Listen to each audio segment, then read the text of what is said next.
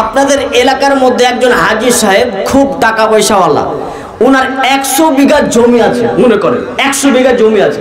তো আগেকার যুগে, আগে প্রায় আজ থেকে প্রায় 15-20 বছর আগে ওই বলদ গাই দিয়ে লাঙ্গল দিয়ে চাষ করতো না, করতো আগে। তো এই গ্রামের ভিতরে খুব টাকা পয়সাওয়ালা 100 বিঘা জমি। তা উনি একটু ইচ্ছা করলেন যে আমার জমিগুলো অন্য বলদ গাই দিয়ে চাষ না করে আমি নিজে কিনে নিব। তো একটা বলদ গায়ের দাম 2.5 লক্ষ টাকা করে। তা দুটাতে 5 লক্ষ টাকা হয়েছে। তা এখন খুব মোটা তাজা একেবারে কিনে নিয়েছে। তা এলাকা জুড়ে খুব দোল পিটলো, হাজী সাহেব 5 লক্ষ টাকা দিয়ে দুটা বলদ গাই কিনেছে। সবাই বলছে তাই নাকি? বলে হ্যাঁ, বিশাল আশ্চর্য ব্যাপার।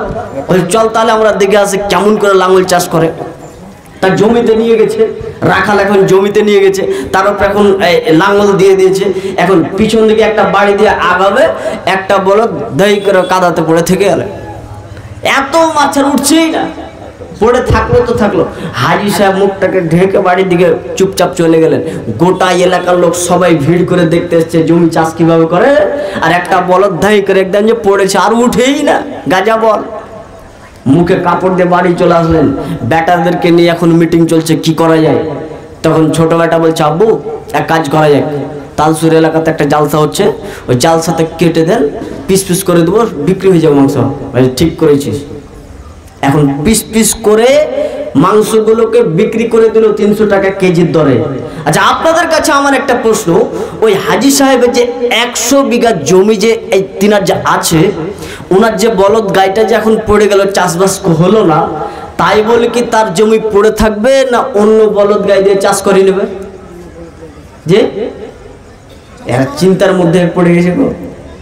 ওই বলদ যে পড়ে গেছে, তো উনি আর চাষবাস করবেন না, না অন্য বলদ গাই দিয়ে চাষ করে নেবে? চাষ করে নেবে।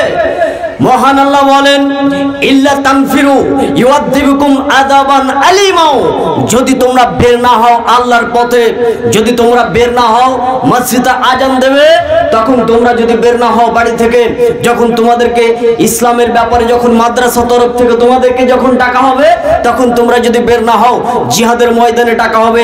এরপরে তোমরা যদি বের না হও, আল্লাহ বলছেন ওয়ায়াস্তাবদিল কওমান গায়রাকুম, তোমাদেরকে কচু কাটা করে কেটে তোমাদেরকে সরিয়ে দেবো এবং অন্য একটি কমকে সেই জায়গাতে হাজির করব, আমার কোরআনের খিদমত তাদের দ্বারা দিয়ে করিয়ে নেব।